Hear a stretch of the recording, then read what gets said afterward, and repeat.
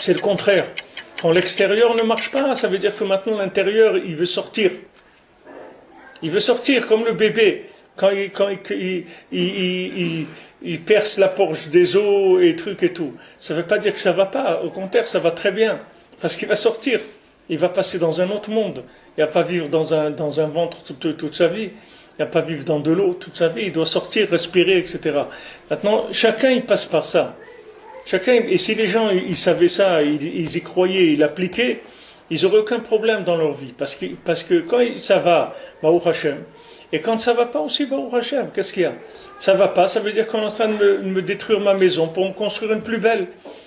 J'avais un 2 pièces, maintenant ils veulent me construire un 4 pièces.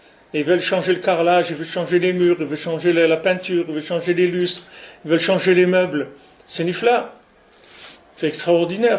Baruch Hashem, ils veulent me refaire un ravalement de façade, de l'intérieur, tout, ils veulent tout me refaire. Donc il n'y a pas de Yérida qui soit destructrice. La Yérida, elle est toujours pour pouvoir reconstruire après. Donc on a vu ça, c'était toute les liens du Korban Mincha. C'est ça le corps de Korban Mincha. La force de Mincha, c'est que c'est la descente du jour. C'est la fin du jour. Le jour, il est en train de se terminer. Donc c'est là où il y a tout. Parce que quand ça termine, ça veut dire que c'est là où se trouve le point de reconstruction. C'est pour ça que les Chachamim te disent dans la Gemara, dans Brachot, Leolam Izaher Adam B'Tfilat HaMincha. Il faut faire très attention à la prière de Mincha. Pourquoi?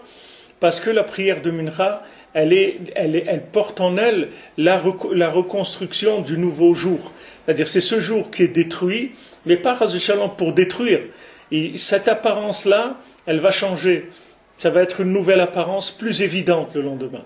Hachem, chaque jour, il sera plus évident. Mais pour ça, on est obligé de casser l'image.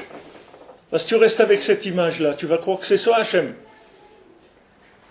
Si quelqu'un maintenant, il a tout qui marche bien dans son petit esprit, alors il fait sa prière le matin, alors pour lui, grâce à ça, il a une bonne parnassa et trucs, donc il a ses petits calculs comme ça, il a ses petites affaires à lui. Mais si maintenant on le laisse là-dedans, le bonhomme jamais il va progresser dans sa vie. Donc on lui casse, quand on casse il comprend rien, parce qu'il dit mais pourtant j'ai fait la prière, j'ai fait des trucs et tout et ça marche pas. Et ça va l'obliger à passer à un autre niveau de conscience d'Hachem. Sinon il va rester tout le temps comme ça.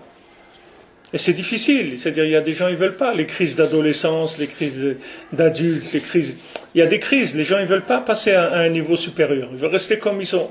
Alors c'est pour ça qu'ils souffrent de la destruction, parce qu'ils savent pas à quoi ça amène la destruction.